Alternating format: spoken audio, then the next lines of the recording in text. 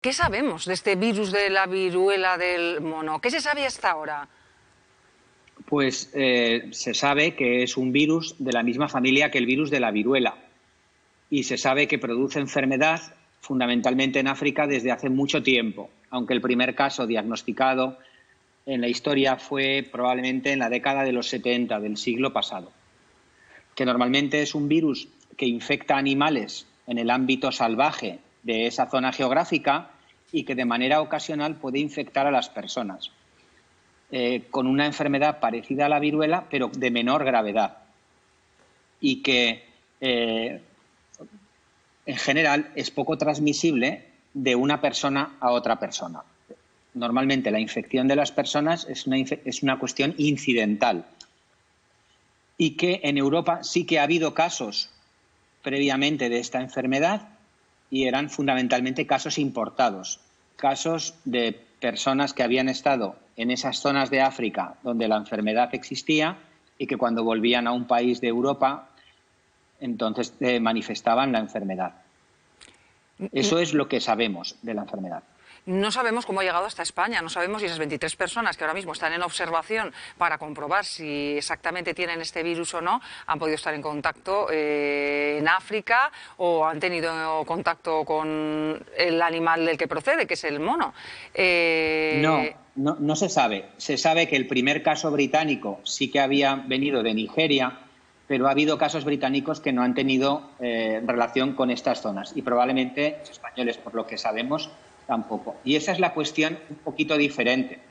Es que si no tienen relación con las zonas endémicas, por decirlo de alguna manera, hay que pensar que puede haber una transmisión comunitaria. Es la parte nueva que es necesario entender bien. Hablar de transmisión comunitaria yo creo que nos da mucho miedo a todos porque lo siguiente ya es quizá estar hablando de una pandemia. Entendemos que no estamos hablando de momento de nada por el estilo, de momento tenemos que saber si se confirman estos casos y por otra parte saber cómo se transmite de una persona a otra. ¿Es a través de la saliva? Normalmente es un virus que se transmite por contacto, a través de contacto con secreciones o fluidos infectados y en determinadas circunstancias también por secreciones respiratorias. Sabemos que este virus ha circulado y ha infectado a personas durante años, décadas, a lo mejor siglos, porque antes esto no se podía diagnosticar y no ha generado como tal una pandemia. Eso lo sabemos. Pero como todas las situaciones nuevas, hay cosas que no sabemos. Y es necesario, calma, porque no podemos asumir cosas que no tienen por qué ocurrir, pero sí preparación.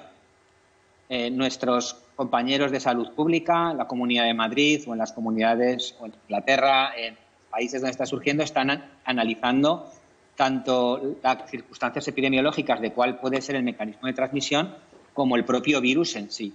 Entonces, esta es una situación a la que nos tenemos que, por desgracia, acostumbrar, que de vez en cuando van a surgir patógenos nuevos que se llaman emergentes, de los que no sabemos todo lo que nos gustaría salir al principio, y con toda la naturalidad es muy importante que el país y las instituciones estén preparados para estudiar el problema. Y aquí quiero destacar, por ejemplo, que España es un país en el que es difícil formar médicos especialistas en enfermedades infecciosas y que es una cuestión, que es una reivindicación de un colectivo de profesionales que hemos tenido que buscar la formación por nuestra cuenta, de que nos gustaría ser como el resto de países europeos. Bueno, pues ahí queda también esa reivindicación. Vamos a insistir un momento más para que lo tenga claro la población en la forma de transmisión. Hablamos de fluidos, hablamos de a través de la saliva. En los casos que se han detectado o que son sospechosos ahora mismo en España, se da la circunstancia de que todos ellos han tenido relación entre hombres. ¿Se descarta que sea un virus de transmisión sexual? Yo desconozco todos los datos epidemiológicos en el momento actual, pero sería difícil clasificar o pensar que este virus ha cambiado su mecanismo de transmisión. Hay que pensar que durante las relaciones sexuales hay un contacto físico con secreciones que no tienen por qué ser necesariamente las secreciones sexuales, sino que pueden ser las úlceras, las lesiones que puede tener el paciente y que hay una proximidad muy cercana. Entonces, Técnicamente no tiene por qué ser una enfermedad de transmisión sexual, aunque el contacto físico que se tiene o la proximidad que se tiene a esas relaciones puede contribuir. ¿Los síntomas son parecidos a los de una viruela? A ver, los síntomas iniciales son los de una gripe y posteriormente aparecen unas lesiones cutáneas. Esas lesiones cutáneas pueden parecerse a las de la viruela, sí, más o probablemente menos intensas, o pueden parecerse también, en algunas ocasiones, también a otro tipo de infecciones que sean temáticas. Por eso es importante pues consultar.